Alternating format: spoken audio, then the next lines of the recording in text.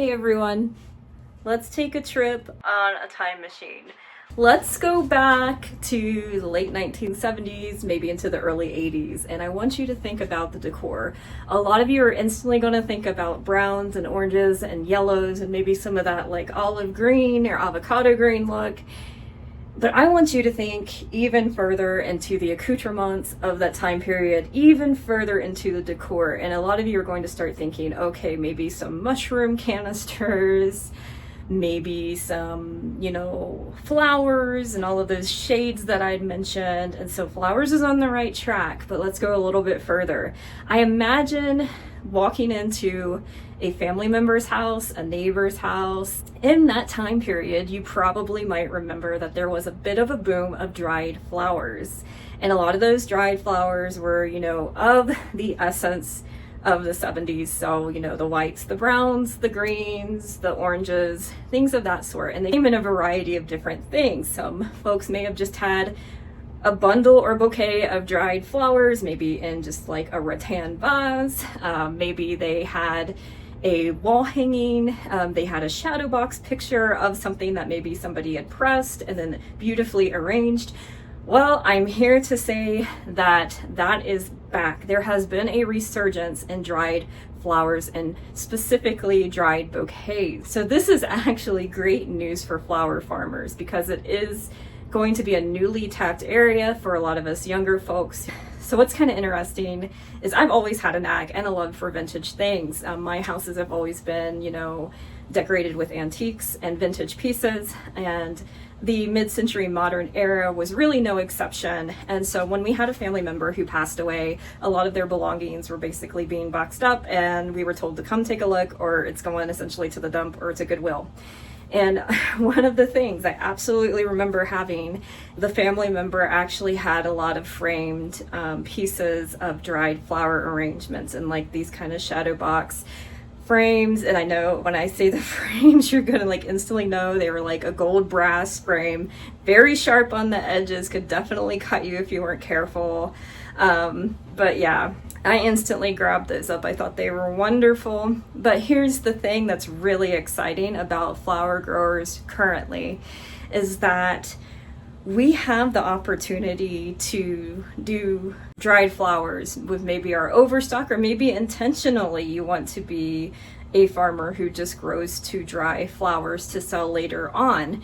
And so what is great now is that back in that day, there was clearly an aesthetic they were following. What is really very interesting now is that dried flowers are taking a resurgence, but we are inviting a lot more colors into that palette. So things that may have not been that popular back then are now just booming. Blues and purples and bright pinks, and we do have the oranges and the yellows still that can contribute to that, but now we might have reds, just different wonderful beautiful shades, and we can now use a lot more variety of flowers when doing these dried arrangements, and that is really exciting and a really unique concept. And so I want to take you around as I start this journey of preserving flowers by drying them. And my entire intention with this is to take any unsellable bouquets that I have, or if maybe I have flowers that are just not going to make it to my next market, have to be used up. I want to make certain that those are just not going to my compost pile, but they actually have a purpose. And so I am going to start offering those eventually in the seasons when there is nothing much to be offered from the garden. I want to start offering those dried flowers and things such as dried bouquets, or what a lot of the community call forever bouquets. And then I also would like to start maybe toying around with wreath making. Obviously it's not fresh flowers. Obviously it's not artificial flowers. It was a flower. It's just in a different state. What is really kind of lovely to think about dried flowers is I know there's a lot of push of the whole farmhouse home and things like that aesthetic to bring them in, but let's think a little bit further. And so I could see dried flowers becoming much more popular when it comes to maybe a wedding aesthetic. That way a bride can easily keep those flowers as they are on her wedding day.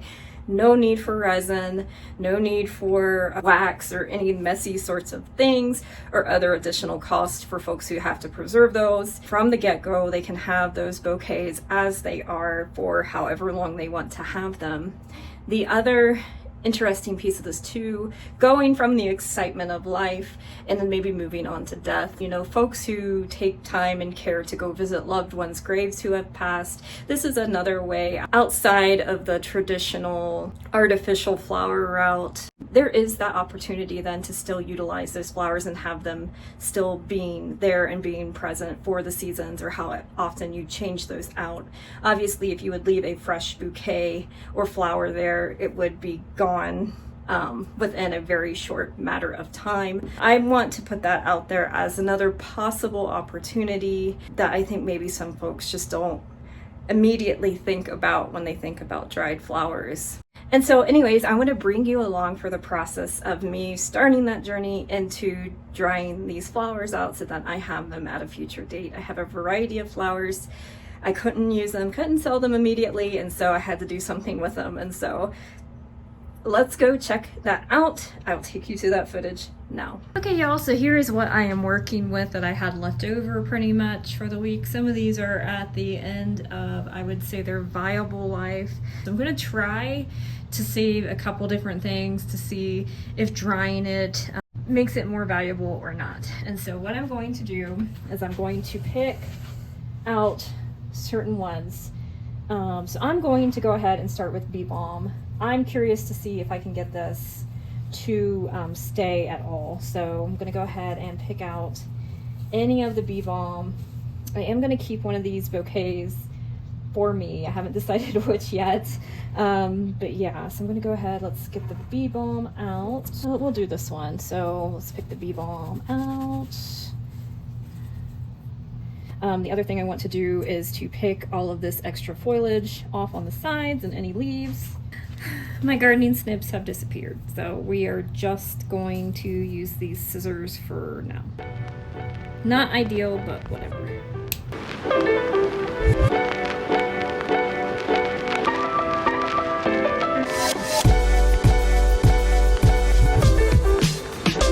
Alright, so I said I was going to start with Bee Balm, but I lied. I went ahead and started picking out some of the snapdragons, and so I'm going to try to dry these guys out. I don't know if I will have much success or not with doing that, but it's worth a shot. So what I'm going to do now is I've got these, and I have a rubber band. I'm just going to pick apart the rest of these leaves as I come across them if they're in my way. Obviously, these would just probably fall off, but the other point of these is since these have been hydrated in water, I just want to make certain that they're not going to be really susceptible to mold. And so anyways, I'm going to go ahead and string these down like that. They typically say to utilize a type of string on these versus rubber bands. Reason being is that as these continue to lose moisture, they will shrivel up, and in some cases they may fall out of the rubber band. I will do rubber band, and then I will also utilize that string as well to tie it around.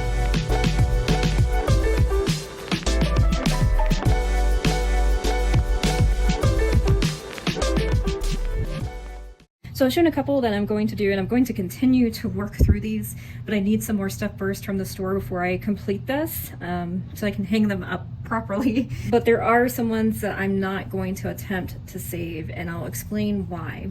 So the first one is I'm not going to attempt to save calendula, and at least not this smaller spindly petaled variety. I will keep these heads, and I do save this in a different way. It's not necessarily drying for bouquets, but I keep calendula in a separate jar for any type of project, because calendula is more so used for medicinal qualities, more so than a cut flower, I would say. And so those will be deadheaded off of the stem and placed in a window, not in here. You can't place them in here, otherwise you risk mold.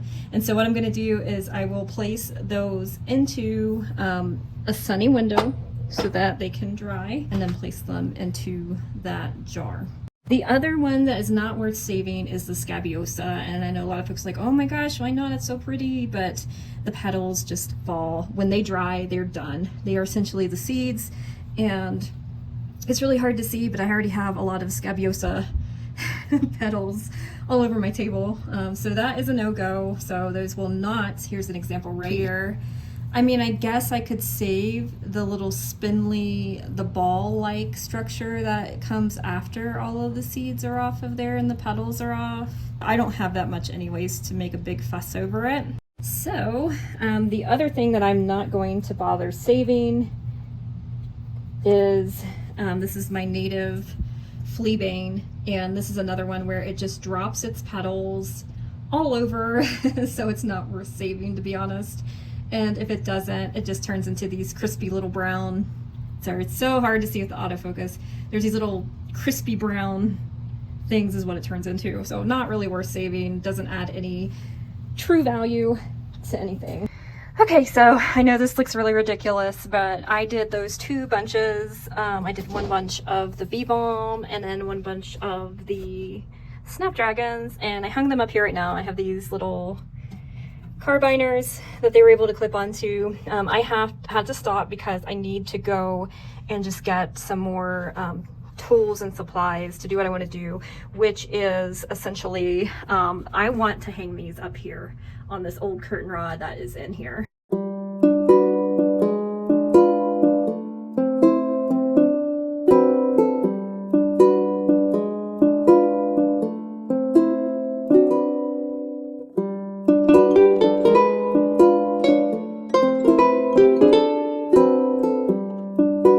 I don't think these guys are going to be able to handle it. I think eventually those are going to lose all of the chlorophyll in them and they will just turn brown. I have a feeling. The bee balm looks really good though. I'm kind of surprised by that. So we'll see how well these guys hold up. I just put these guys together. These are a mixture of white light and white nights. There's lighter, there's the darker.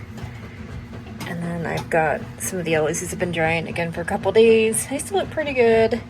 I did pick up some cool clips from Daiso that might come in handy. So these are actually meant to hang on like the little rods for closets and stuff.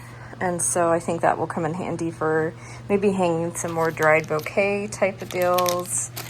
These S-hooks always come in really handy. And then while I was out there too, I also just picked up these plastic, just clothespins. Nothing too fancy. I think for the Rudbeckia, I want to store these upright versus hanging them upside down. I've seen them upside down and the petals kind of droop the other way. And people like it. They think it gives it kind of like some sort of like twisted type of effect. But I heard that if you keep them upright while drying, they kind of droop down, almost like an effect of a clone flower. So I might go with that route. I think that would be a little bit more valuable to me than the other way. I'm going to try these larger versions of calendula that I have to see if I can get them to dry. This one is already starting to dry out where it wasn't fully submerged in water and towards the end of its prime. So I'm kind of curious. I put this just in a mason jar without anything in it just to kind of see if that process will continue. And I can get these to kind of just dry out upright. So again, there's that Rudbeckia I was talking about earlier. We're gonna see what we can get out of these guys. Obviously, I'm at the start of my journey, and this will continue as we go on throughout this season, and as I continue to collect more flowers as they come in and dry them. Hopefully at the very end of this season, I will have another video to share with you as I show you my intentions of utilizing those dried flowers. But until then, thank you for watching, my friends. Take care and see you next time.